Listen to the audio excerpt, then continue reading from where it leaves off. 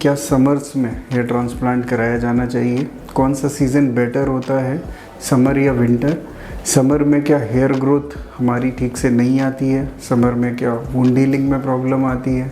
Summer में हमें ज़्यादा स्वेटिंग होने से क्या इन्फेक्शन हो सकता है? तो ये सारी चीज़ें हम आज डिस्कस करने वाले हैं।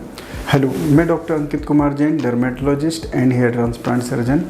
तो सबसे पहले हम यही डिस्कस करते हैं कि जैसे हमारी बॉडी होती है तो इसका एक जैसे नॉर्मल टेम्परेचर होता है लाइक 37 डिग्री सेल्सियस।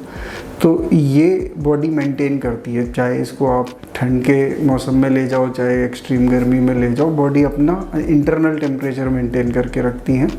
तो बाहर अगर गर्मी ज़्यादा भी है तो हमारा जो फॉलिकल है वो क्योंकि 3-4 mm डीप स्किन में होता है तो स्किन सरफेस के टेम्परेचर से उसको फ़र्क नहीं पड़ता, वो बॉडी के टेम्परेचर से मेंटेन रहता है, तो फॉलिकल ऐसे डैमेज नहीं होता है। अब अगर हम वुंड हीलिंग की बात करें तो जैसे हम जब वुंड क्रिएट करते हैं तो वहाँ पे वुंड हीलिंग बिल्कुल नॉर्मल तरह से चलती है। अब अगर हम स्वेट की बात करें कि अगर वहाँ स्वेट हो रहा है तो स्वेट हमारे सलाइन के कॉम्पोजिशन की तरह या बॉडी फ्लूइड्स के कॉम्पोजिशन की तरह होती है, जिसमें सोडियम क्लोराइड वाटर ये होता है। तो ये हार्म नहीं करता है और ये किसी तरह का कोई इन्फेक्शन कॉज नहीं करता है क्योंकि ये बॉडी फ्लूइड से मैच करता है। हम जनरली ग्राफ्टिंग करते हैं तो उस समय भी सलाइन का ही स्प्रे हम ग्राफ्ट पे करते हैं, उसके सर्वाइवल को बेटर करने के लिए, उसको हाइड्रेट करने के लिए। इसके बाद समर सीज़न में आपकी वुंड हीलिंग बिल्कुल बराबर से होती है। और अगर आप कंपेयर करें रिज़ल्ट को तो विंटर और समर में रिज़ल्ट्स भी बिल्कुल सेम ही आते हैं। हम लोग साल के सारे सीजन्स में ट्रांसप्लांट करते हैं, समर में भी डेली हम लोग ट्रांसप्लांट करते हैं। कभी भी समर के ट्रांसप्लांट के पेशेंट के रिज़ल्ट विंटर के पेशेंट के रिज़ल्ट से कम नहीं होते, बराबर होते हैं, उतने ही अच्छे होते हैं। तो आप इजीली समर में भी अपना ट्रांसप्लांट प्लान कर सकते हैं, इसमें कभी कोई समस्या नहीं आती। दूसरी चीज़, ये बहुत सुपरफिशियल सर्जरी है तो इसका हीलिंग टाइम बहुत ज़्यादा नहीं है।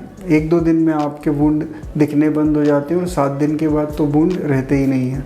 तो इतना फास्ट हीलिंग होने से वेदर का कोई चेंज नहीं होता, क्योंकि आप 5-7 दिन तो इजीली आप अपने को है ना वैसे भी छुट्टी लेते हैं हम या रेस्ट प्लान करते हैं।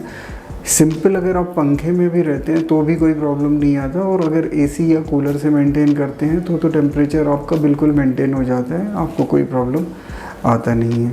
तो अब मेन जो टेक होम मैसेज है कि समर में हमें प्रिकॉशन क्या लेनी है, तो 2-3 चीज़ों का ही ध्यान रखना है। एक, आपको बहुत हैवी वर्कआउट तुरंत नहीं करना है कि आपने आज सर्जरी की कल से आप वर्कआउट शुरू कर दें, है ना, तो उसमें स्वेटिंग बहुत ज़्यादा हो सकती है, सिर का प्रेशर बढ़ सकता है और उससे ग्राफ्ट का डैमेज हो सकता है, तो ये नहीं करना। और दूसरा, ग्राफ्टिंग के तुरंत बाद आपको सन एक्सपोजर यानी बहुत ज़्यादा टेम्परेचर एक्सपोजर नहीं लेना है, मतलब आप धूप में ना जाएं, क्योंकि सनलाइट वहाँ पे बालों को हीट अप करके वहाँ डैमेज कर सकती है, डिहाइड्रेट कर सकती है, तो वहाँ फॉलिकल में प्रॉब्लम हो सकती है।